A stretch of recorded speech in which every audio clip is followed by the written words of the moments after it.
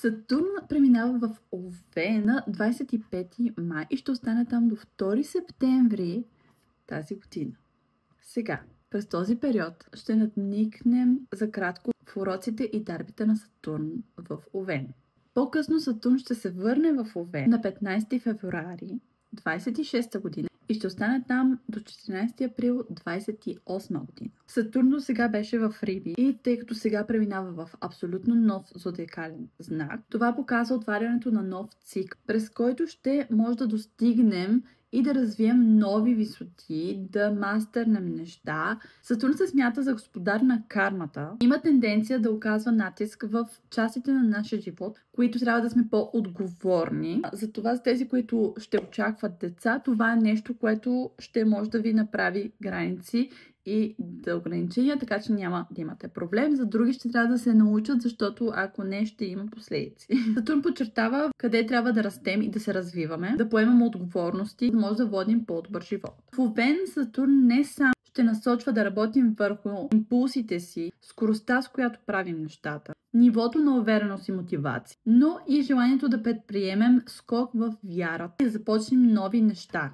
Тъй като Овена е доста така смел, бърз, иска във всичко да е първи, да създава нови неща. Сатурн в Овен ще ни кара точно това да искаме. Ще създаде усещане за инертност, кованост и дори липса на увереност. Но това е само за да може да се освободим от тези неща и да приемем новата енергия от Овен. А сега ще ви кажа малко по-дълбоко да навлезем в това какво ни очаква през този период. Сатурн ще бъде в Овен от 25-та година до 28-та година, не плътно, разбира се. Овенът е лидера на зодиак. Бързо се развива, обича да започва нови начала и разчита на импулсите си. Сатурн от друга страна се стреми да се движи бавно и стабилно, за да постигне целите си. Виждате как тук малко е обратното. Той е пресметнат и склонен към риск. Иска да разбере тънкостите, преди да продължи напред. Сатурн в Овен определено може да забави неща и да попречи на всички нови начинания или проекти, които искаме да преследваме. Сатурн ще иска да наложи граници и ограничения и да се увери, че спазваме всичко по правилата. Импулсивният Овен обаче може да се бори с тази идея. Овенът поема рискове и иска да скочи веднага в нещо, в което доса не сме изобщо се потопявали. Той е смел, уверен и вярва в себе си. Сатурн ще стане нещо като бутон за спиране или за пауза. И неговият предпазлив характер може дори да внуши някакво съмнение в нас. Въпреки, че изглежда доста complicated, това си има и дарби. Така че сега ще говорим за тях. Сега, даровете на Сатурн в Овен са следните.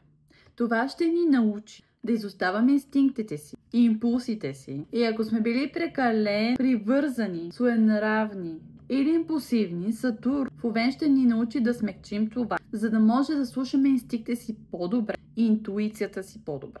Това може да забави, да намали увереността, която имаме, но ще е само за даден период. Ще ни накара да се съсредоточим върху намирането на по-дълбока сила и вътрешна самооценка, което е голям плюс. Ще трябва да копаем през слоеве, за да достигнем до нови портали на увереност и самоопределение. Може да открием, че сме способни да се отървем от някакви неща, от нашето его, от нашата прекалена увереност или от външното утвърждаване. И вместо това ще намерим нещо по-чисто и по-добро.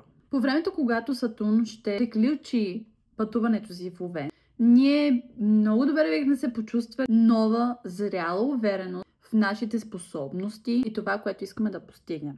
Може да се почувстваме, че познаваме по-добре себе си и сме намерили нова, по-добра сила в нас. Сатурн в Овен също може да стесни фокуса ни, като може да ни покаже най-важните подробности, които иначе да сме ги били спуснали. И да се фокусираме само върху най-важно. Енергията в Овен понякога може да е много разпръсната и непостоянна. Друг път пък е добра в това да ни накара да започнем най-после проекта, който искаме. Но може и да ни накара да го започнем, но въпросът е дали ще го завършим. Сатурн идва тук и ще помогне, ще ни позволи да имаме смелостта, освен да го започнем и да го довършим. Дори неща, които сме били започнали, може би сега е времето да ги приключим. Сатурн ще ни накара да работим по-усърдно, по-задълбочено и да сме по-упорити в работата и това, което искаме. В крайна сметка Сатурн в Овен ще ни позволи да се почувстваме по-заземени, по-подравнени и в повече хармония с нашите импулси и интуиция. Освен това ще ни даде издръжливост да продължим с новите идеи, с новите начинания или с скокове в вяра, както и в себе си, така и в това, което умееме и как да ги предприемем.